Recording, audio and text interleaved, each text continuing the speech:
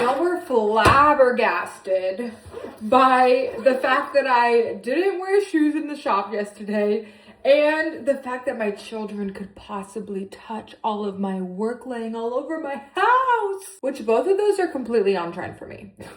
Yesterday in particular, but honestly it doesn't matter because it could be any day of the week, I was tanning, and so I did not want to put shoes on my feet to ruin my tan. So we were going to sacrifice the piggies for a nice tan on the feet that no one's gonna see, because I'm probably gonna wear shoes if I leave the house because it's winter. That's besides the point, okay?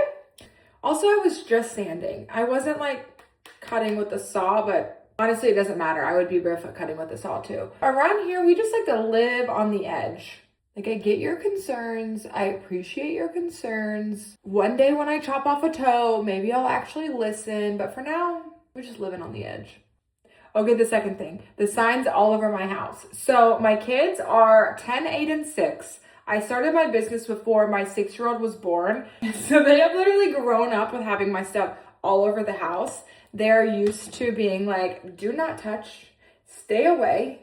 Also, by the time that they get home, I had the majority of it kind of cleaned up and put away. But for the most part, they leave it alone. They understand that it's mom's work and that we need to not touch it. I will say they had a friend over yesterday who had a ball and they were trying to play with the ball in the house. And the ball did hit one of my signs. They got in trouble for that. Also, I told them to go outside with the ball, you know? Over the years, I have had a couple signs that weren't like ruined, but they were damaged from the children. And my philosophy on everything is everything's fixable.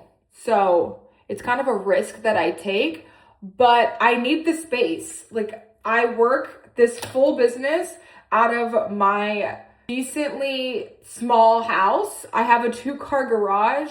I can't leave everything outside to dry. I need to assemble things. Like, I do have it's like a small bedroom, maybe like a 11 by 11 workspace in the house, but I have like enclosed in so quickly that I don't really have space to work in there. I also don't have a spouse, so I can kind of do whatever I want. That's the cool thing about being single, you know? It honestly brings up another topic that I can think of is a separation of work and home. 10 out of 10 recommend being able to work outside of the home if it's possible. It doesn't make sense for me and my family at this exact juncture. It would be really nice if I could have a separate work area, because I have a really hard time like stop working, going from work to family time. If my kids are occupied, I'm like going to work.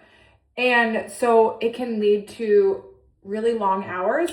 But there's a pro to that too, because I love the fact that I can wake up on a Saturday morning and at 10 a.m. I can be fiddling around with some signs. The problem is the positive sometimes is also a negative, because I find myself, instead of relaxing for the day or like spending time doing something that I want to do, I'm just like working all the time, because I think they call it like an addiction or something. I don't know. I just call it like my moneymaker, you know?